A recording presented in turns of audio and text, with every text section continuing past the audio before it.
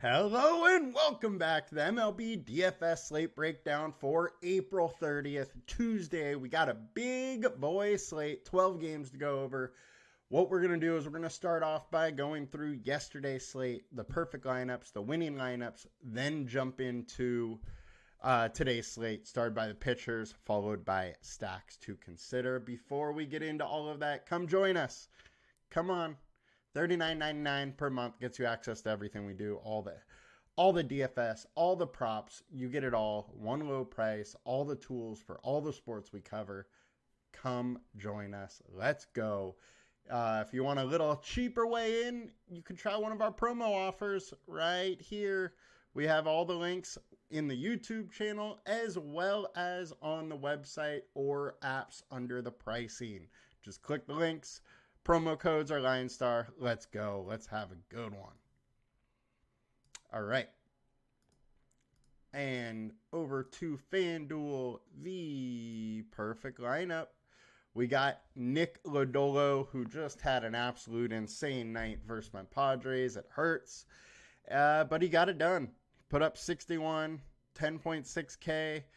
Crazy game from him with versus a team that hasn't been striking out versus lefties very much. He struck out a ton of them. Then, hitter-wise, two-man Royal stack, two-man Dodger stack, and then some one-offs got it done. Justin Turner had 2 home runs, who was pretty much the only must-own on the slate. With the winning lineup being Nick Lodolo with a 4-man Toronto stack and 4-man Angel stack. Got it done.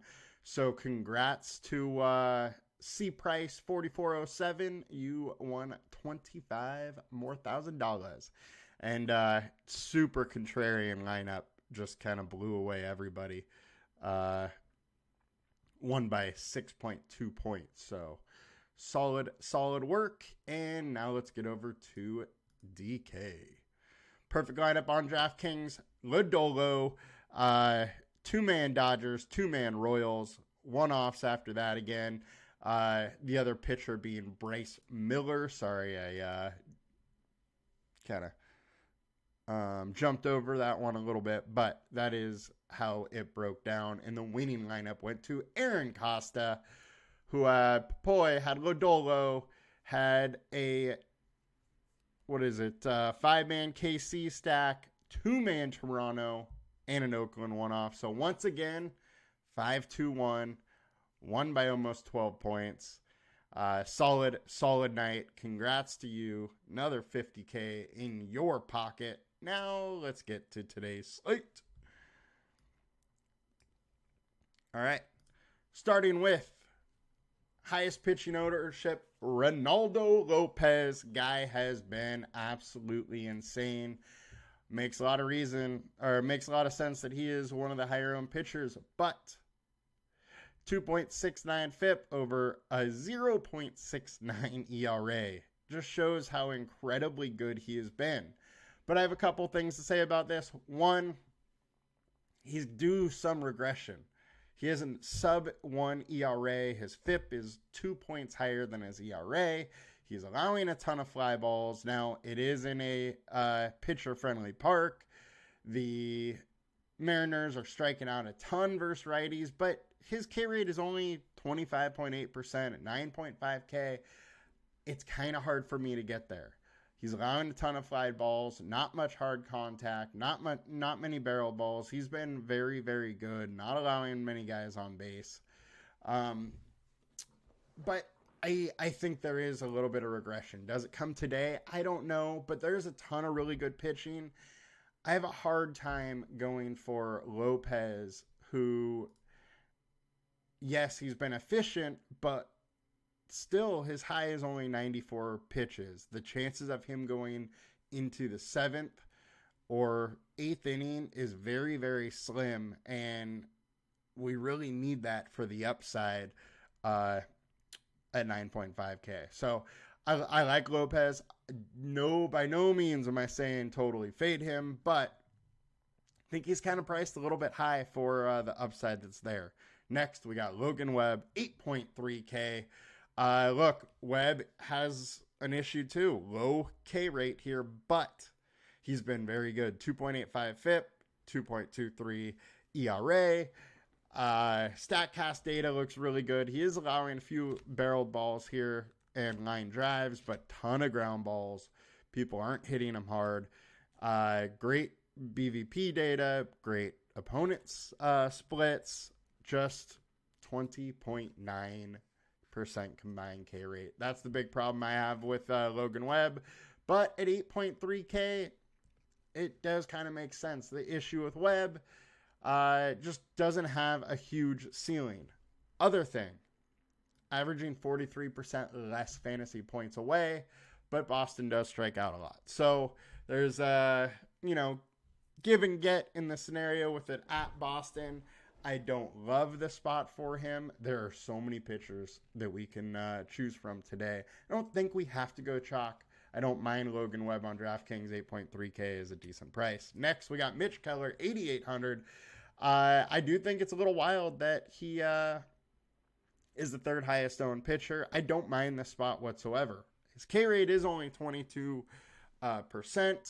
He's allowing a lot of hard contact, but Oakland strikes out at 26%, low WOBA, low ISO. But Keller, once again, is another guy that is averaging less fantasy points while away. So that is a bummer. But I think Keller is an interesting option. The reason being is splits go his way for sure, and he seems to really beat up teams that aren't very good. Detroit went for 27, 6 innings, 9 Ks. If you go last year, his big games, Washington, Minnesota, Cubs are decent. Mets, but Baltimore, Colorado, there was another game. But anyways, his big games are generally against teams that aren't quite as good. And when he is on, he really has some K upside. 10 Ks, 7 Ks, 8 Ks, 13 Ks, 7. So while he does have, only a 22.4% K rate over the last 20 starts, when he's on, he is kind of like a Chris Bassett where his K stuff does show up. So I don't mind taking some shots at Mitch Keller at 8,800 with a combined K rate of 25.2. This is a game that easily could be a little bit higher, but it is away in Oakland, but at least it is a pitcher-friendly park. Next, we got Cole Ragans. Don't mind some Ragans in this situation. 7,800 is too cheap for this guy. Solid K rate. He has a 1.85 FIP. So this is a guy that is almost 2K less than Lopez, with almost a 1 point lower FIP. The only difference is he's been getting unlucky. He is over a 4 ERA, whereas Lopez is under a 1 ERA. I think Ragans has been extremely good. He has great StatCast data. Some strikeout upside is there. The Toronto does hit lefties well, so he's going to have to be good and be on today. But I think there is some upside. And he just, pitched decent against them last time out. 5 innings, 4 Ks, 1 earned run. He's going to have to be a little more efficient. The fact that he only went 76 pitches does worry me. The time before, 62 pitches. But he has got up into the high 90s this year. So I do think they will let him do that if he's pitching well. And the high 90 games are the ones that he's really been on. 9 Ks, 7 Ks, 8 Ks. So I am intrigued and definitely interested in some Cole Ragans at a very cheap price. And he has a pretty high upside. Next, Luis Castillo. Miller just had a real good game against these Braves. Castillo is an extremely good pitcher. 30% K rate over his last 5, 28 over his last 20. StatCast data looks good. We know this Braves offense is good. But they have struggled a little bit recently. So can that go into the favor of Castillo? Absolutely, it could be. Do have to bring up this BVP data, though. 96 plate attempts. They're hitting 304, 144, 141 ISO, low K rate. So there is some worry, but last 2 times out, 7 innings, 6 Ks, no earned runs. 7 innings, 1 earned run, 6 Ks. I definitely think there is some upside. Castillo's been very good versus them recently. 26.7% combined K rate. Another spot at lower ownership. I'm fine to go there. Freddie Peralta versus the Tampa Bay Rays. Absolutely intrigued to go here. Huge K upside. Tampa Bay striking out almost 22%. Freddie Peralta, 33% K rate over his last 5, 35% over his last 20, 3.05 FIP. Right, his numbers are all right along like his last 20 starts. So he is who we know he is, who we think he is, and I'm absolutely willing to go here with the 27.4% combined K rate, 10K, 2.2x. I think he's in a very interesting spot. Do not mind if I do. Next, Sean Manaea, another low-owned guy that I am absolutely interested in. 3.48 FIP. He's been very good. 25% K rate over, this season, really. But the big story here, Cubs strike out 27%. The winds are blowing in at almost 10 miles an hour and cool temperatures. Cubs, poor WOBA, poor ISO versus lefties. He's in a very, very interesting spot. The big issue here is the stat cost data. 48% fly balls. But again, wind coming in. I think Manaea looks a little bit more interesting. Is giving up a little hard contact, but with wind coming in, with cool temperatures, it's going to be a little bit harder for that ball to travel out of the yard here. So I'm absolutely interested in Manaea. He's been good versus the Cubs too. 31% K rate versus them. Combined K rate's 22. At 8K, I'm intrigued at super low ownership. The other guy I'm intrigued about is John Gray. However, Washington only striking out 18% versus righties, and Gray is averaging 35% less fantasy points when at home.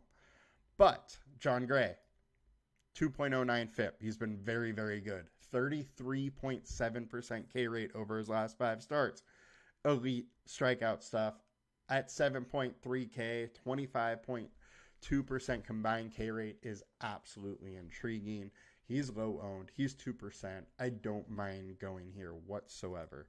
It does worry me a little bit that he's so much worse at home, but you got to take some chances. Maybe this is one that he kind of figures it out on. And that's, my main targets here so far on pitching. Let's get over to FanDuel. All right, so Mitch Keller is high owned on FanDuel. Don't mind going there. Luis Castillo is high owned. Don't mind going there, but I don't love picking on a high owned Castillo versus Atlanta. Just there's a lot of room to just not quite get there. Ronaldo Lopez, 10.8K being the highest price pitcher, I think is crazy. And I have a real hard time to get there at that price. Freddie Peralta next, 10.4K. He has our highest projection. I am absolutely very, very intrigued with Peralta at only 15% ownership. Definitely willing to go there, and he might be a little bit less owned. Who knows? Logan Webb, 10.2K, 33-point projection.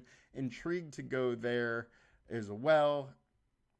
But the K upside being, away from San Francisco does worry me a little bit. And then we have the big time pivots. And for me, that is Cole Reagans, 9.2K, way more expensive here on FanDuel than he is on DK. Definitely still interested. He just has some big time strikeout stuff, so he can definitely get over that 9.2K price tag. John Gray is in consideration, very cheap here, as well as Sean Manaea being very, very cheap. I want to bring up Manaea. Just look, 4.2 innings, 6 Ks, 5 innings, 6 Ks, 6 innings, 8 Ks. He's been able to really rack up some strikeouts this year if he can be efficient. I wouldn't be that shocked off a 6 inning, 1 earned run, 8K day from him, which at 7.6K would absolutely put you in the running for, the optimal pitcher. So definitely intrigued by him. Definitely intrigued by John Gray. The 33% K rate over his 5 starts. With only a 2.09 FIP is extremely interesting. And it's not like he's faced, cake matchups. Houston, Oakland, Detroit, yeah, they're meh. But Atlanta versus Seattle's okay. But Washington more is on the par of Oakland, Detroit than Atlanta or Houston. So definitely a little bit intrigued to go here. And all in all, I think it's a super interesting pitching slate. We're not forced to go into some of those higher ownerships. We can really get different. And then it's a 12-game slate, so we're going to be able to do a lot of different things with the stacks, which we're going to now. This is a slate where I don't think ownership is really going to be much of an issue. We have a situation where the Dodgers a 9.5 total, Cleveland 9 total. Everything else is 8.5 or lower, and a ton of 7s. So stacks may get a little bit crowded, a little bit more higher owned on a couple of the higher, implied total teams. But all in all, I think we're going to be able to do whatever we want on this slate ownership wise. All right. So starting at FIP, Hunter Brown has the worst FIP over the last 20, 5.74, 5.7 over the last 5. And Cleveland's been hitting the ball really, really well. So it does absolutely make some sense to go over a low-owned Cleveland stack here. Like I did say, it is one of the game 9 run total games. So absolutely intriguing to go with them at low ownership. And it's a team that I'm interested in forcing a little bit. Now let's go to the highest projected.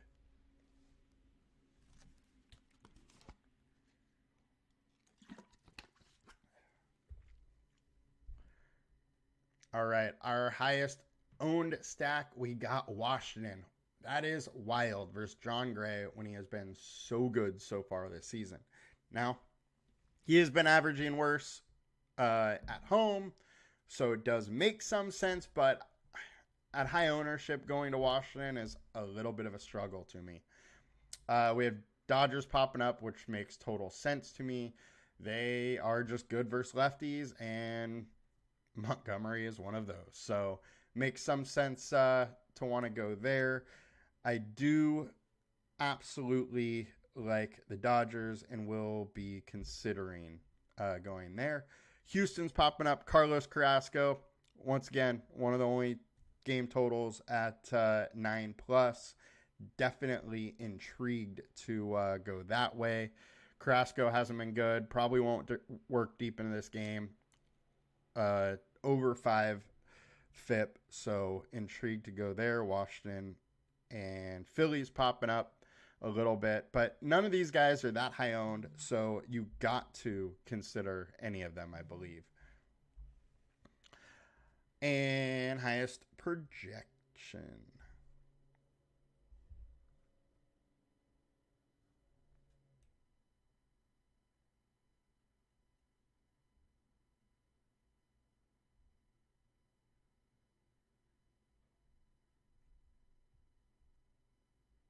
All right, highest projected, we got Philly versus Tyler Anderson. If you did watch the props video, Tyler Anderson is who my prop is for under 17.5 innings. How it breaks down is he's been very, very bad versus the Phillies, and most of the time he hasn't gone, 6+ innings for his starts. I think he is something like 60% of the time he hits the under. So I think it's going to be a tough one for Anderson. I like the Phillies. Don't mind going there. Splits are definitely in the Phillies' favor. Splits are in Houston's favor. Dodgers obviously look good. Braves, this is a hard one for me to chew on. And I would take a different approach per site you're on. Where the Braves are super low owned and Castillo is high owned, I might take some Braves lineups. Where it's, on DraftKings, Castillo is a little lower owned, then, I'm probably off the Braves. I think that there is a chance the Braves get Castillo, but it's not a big enough chance if there's not the leverage of Castillo being high owned. And let's take a look at the value.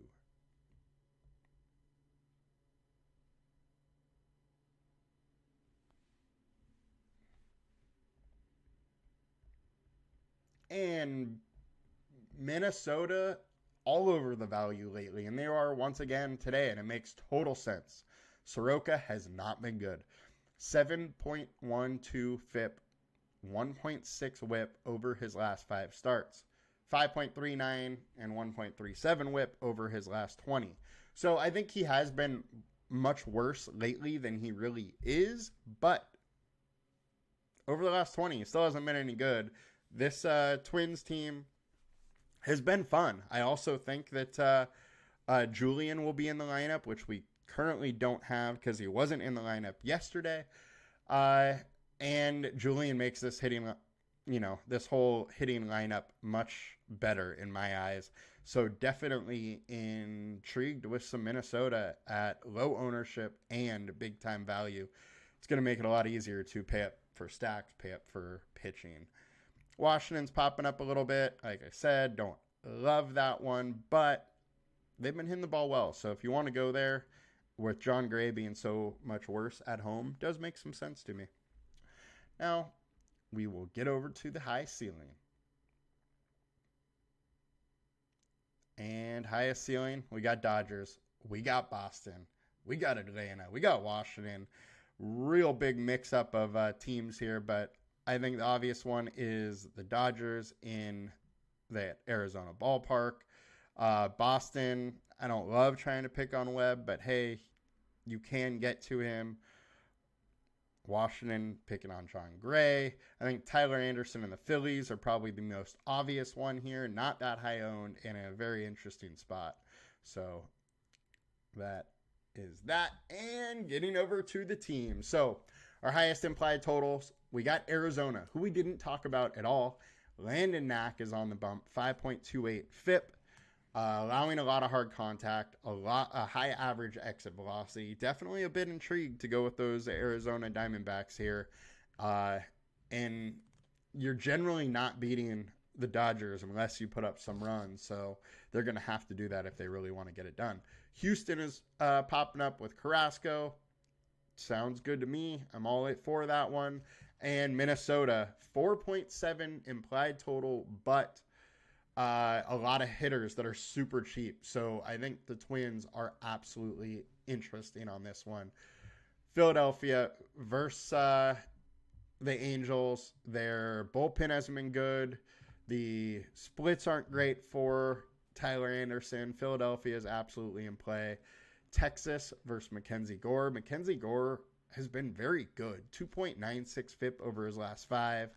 FIP of 5 over his last 20, but I think he's a much better pitcher than that. So I don't love trying to pick on Gore, but Texas is a good offense. They can get to anybody. Tyler Alexander versus Milwaukee is a little interesting with how bad this Tampa Bay bullpen has been. And then I think you have to consider the Padres versus their former pitcher, Nick Martinez. And I would throw, I know Darvish, the implied total is way low here, but I think Darvish is a little Cincinnati is a little interesting versus Darvish. Padres haven't been playing well. They've also been pitching worse at home, which is crazy. And then also, I think you got to consider the Guardians here. So all in all, I think it's a real interesting slate. A lot of different ways you can go. There's a solid 8, 9, 10 stacks that I think are interesting. 6, 7 pitchers that are interesting. So that'll do it for us today. Good luck. Let's make some money. Peace.